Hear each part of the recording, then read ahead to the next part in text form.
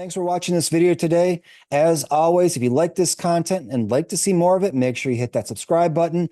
Leave a comment down below. Let me know what new kinds of videos you would like to see and share your thoughts on this topic. If you've been paying attention to the business news or even the news in general, you'll have noticed that the topic of DEI has been taking up a lot of space in the headlines. In these stories, as well as the commentary that follows, if you decide to delve into the commentary, you'll hear the question often asked, why don't we just hire the best person for the job? Now, it's a fair question to ask. If you have a job that has certain requirements, why not select the candidate that fits those requirements in terms of the skills needed to meet those requirements for doing the job? But is this still a reasonable question to ask in this new era of technology when technology is seemingly taking over more and more skills? Is it just about finding the person who has the right skills for the job? And what do we even consider the right skills to be? So embedded in this question is the broader question of what makes one qualified for a job, as well as what makes one the best candidate for an organization. When we're considering who might be the best fit for a position or for an organization, I would offer four things to consider. These four things include abilities, aptitudes, experiences, and perspectives. Let's talk a little bit about what each one means. Abilities refers to what we might consider to be skills related to the job in question. When you look at a job posting, you will see skill requirements listed as part of that job posting. So when thinking if a person is qualified, people most often think about whether their abilities or their skills match what is needed to perform the job. But a person's abilities can be pretty broad. And so when only looking at abilities related to that specific job, it might obscure other important abilities that can be part of a job or might even be part of a job in the future in the organization, something that we even haven't considered yet. Or thinking more broadly about all the abilities that are needed to perform a job might make us reconsider how we prioritize those abilities, how we think about those things that are listed as part of a job description. For instance, when I was researching global software development teams, one software development team manager prioritized the ability to communicate through technology over the ability to do coding and development because, in her view, it was easier to teach coding compared to teaching someone how to communicate effectively. She made sure that all the interviews she did with prospective candidates were done using the same communication tools that the team would use in order to evaluate the candidates' communication abilities, to look at their skills and how effectively they could manage relationships over distance. Now, while all candidates did need to have some ability to do software development, communication skills were the deciding factor in selecting who had the best abilities. It wasn't just the best coder, it was the best communicator. So when thinking about abilities, we need to use a broader net in terms of what we're capturing as the abilities we need to perform a job, as well as new abilities that a person is bringing to a table. Aptitudes refers to things a person might be good at if they were ever given the chance to develop those aptitudes. We often think of aptitude as referring to natural talent, perhaps undiscovered, that a person might find they had given the opportunity. We all may have known someone who just learns languages quickly, might have the ability to draw or sing, perhaps has some athletic prowess that allows them to pick up sports easily.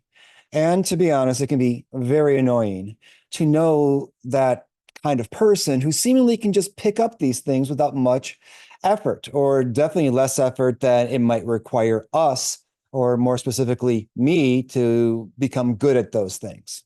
There is a great quote from the movie Chariots of Fire, where a coach tells a prospective athlete, "You can't put in what God's left out." You can't put in what God left out. Meaning that despite how hard the athlete worked at running, trained at getting faster, There was this ceiling that was put there by the athlete's natural ability. Was there anything else the coach could do to make the athlete faster? Now, in this instance, it turns out the athlete could get a lot faster, as the athlete in question was Harold Abrahams and the coach was Sam Musabini. Together, they achieved Harold winning the 100 meters in the 1924 Paris Olympics. Now, just because a person has aptitudes doesn't mean they're going to be successful.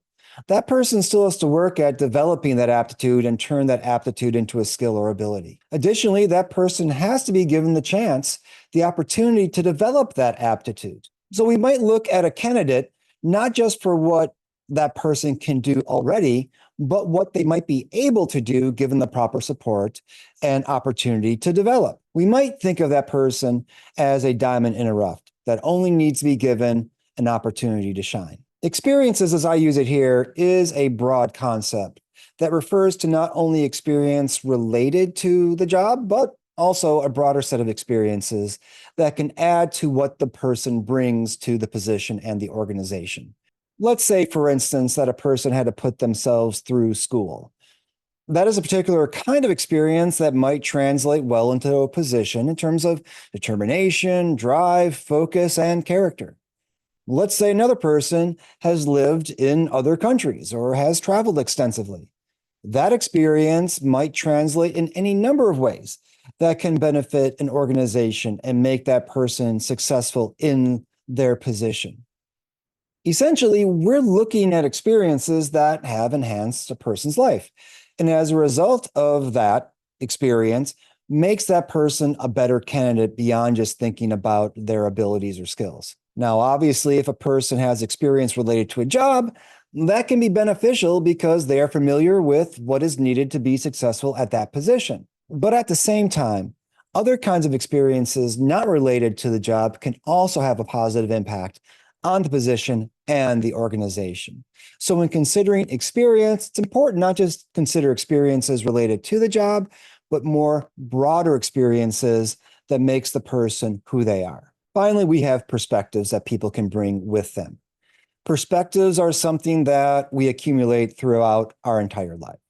The perspectives that we have acquired are based on a combination of different factors that come together to influence how we view the world outside of us. These things can include our own personality, our personal history, significant events that we have been through, the society in which we were raised and currently live in, the social categories that we embody, even our physical ability to take in the world can influence our perspective. Having different perspectives can be tremendously helpful because it helps us understand how different people can see the same thing in different ways. For example, an art class might be assembled around a singular object that they are trying to capture on a canvas or a sheet of paper. Despite the fact that each artist is focused on the same thing, each artist is going to come up with a different rendering. This is for the simple fact that each person is looking at it from a different position or perspective.